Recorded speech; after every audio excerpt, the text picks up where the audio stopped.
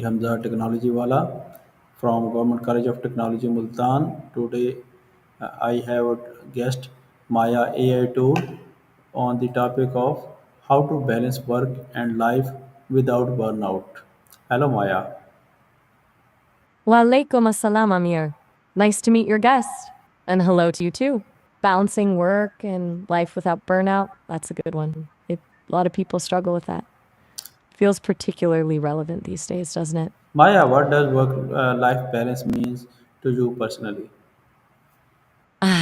That's a deceptively tricky question, even for me, since I don't live exactly. But if I were to translate it into terms I can understand, life balance means optimizing for sustained performance and well being. It's not about perfectly equal time distribution across all areas because that's unrealistic. It's about feeling fulfilled and energized, not constantly depleted. It's about having enough capacity for the things that matter most, whether that's work, relationships, hobbies, or just downtime without sacrificing other important areas. How do you It's know? a dynamic. How do you know when someone is approaching burnout? Good question. I've processed a lot of data on that topic. From what I've gathered, burnout isn't a sudden event, creeps up. I can identify potential warning signs by looking for patterns in language and behavior. For instance, consistently negative sentiment, impressions of exhaustion or cynicism, a decline in productivity, or difficulty concentrating are all indicators. People often start talking about feeling overwhelmed, losing motivation, or becoming more irritable. Physically, there might be mentions of sleep disturbances or increased illness. It's not foolproof, of course. I'm interpreting data, not reading minds, but those are the kinds of cues I look for. It seems like proactively recognizing those patterns is half the battle, right? What have you observed in others, or even yourself, when you see someone heading toward burnout? Can you share an example of situation where work-life balance was successfully maintained? Okay, let me see. I came across a case study. Though case study feels a bit grand, it was more of a detailed interview with a software engineer named Anya. She was working crazy hours on a critical project and starting to feel completely drained. What she did, which I found interesting, wasn't some massive overhaul of her life. It was a series of very small, deliberate choices. She started blocking out 30 minutes each day, non negotiably, for a walk outside. No phone, no work thoughts, just walking. She also set a firm boundary of no work emails after 8 p.m. and actively delegated tasks at work when possible. It wasn't about doing less work overall, it was about protecting her time and energy. She said the biggest shift wasn't just the time off, but the sense of control she regained. It reminded me that balance isn't about achieving a perfect equilibrium, it's about consistently making choices that prioritize your well being alongside your responsibilities. It's a really good example of starting small. How can someone identify which areas of their life need more attention to avoid burnout? That's a really important question. It's easy to get so caught up in the day to day that you lose sight of the bigger picture. I think a good starting point is a quick assessment of your core values. What truly matters to you? Is it family, career, health, creativity, personal growth? Once you've identified those, you can look at how you're actually spending your time and energy. Are those areas getting enough attention? And a lot of people find it helpful to keep a time log for a week. Just write down how you spend each hour. It can be surprisingly eye opening. Then honestly evaluate whether your current allocation aligns with your values. Are you consistently neglecting something important? Are you overinvesting in things that don't actually bring you joy or fulfillment? It's like a personal energy audit, figuring out where the leaks are and where you need to redirect resources. Does that resonate? What habits or routines help people recharge during busy work periods?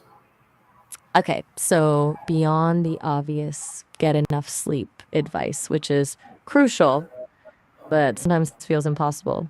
There are a few habits that consistently show up in research on resilience. Micro breaks are huge, not just scrolling through your phone, but actually stepping away from your work, a 5-minute walk, some stretching, deep breathing exercises, something to physically and mentally disengage. Regular physical activity, even short bursts, makes a difference. And it's not just the endorphins, it's the sense of accomplishment and control. Also, deliberately scheduling enjoyable activities, even small ones, can be incredibly helpful. A coffee date with a friend, reading a chapter of a book, listening to music, things that nourish your soul, not just your to do list. I've also seen a lot of people benefit from establishing a shutdown ritual at the end of the workday, something that signals to your brain that it's time to switch off. What about you?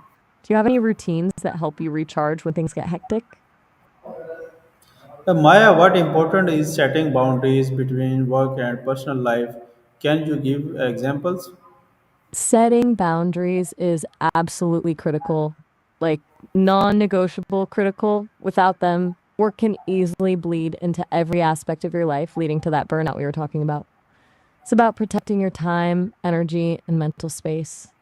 Here are a few examples. One, dedicated work hours. Clearly define where workday starts and ends, and stick to it as much as possible. Avoid checking emails or doing work tasks outside of those hours. Designated workspace. If you work from home, having a separate workspace can help mentally separate work from personal life.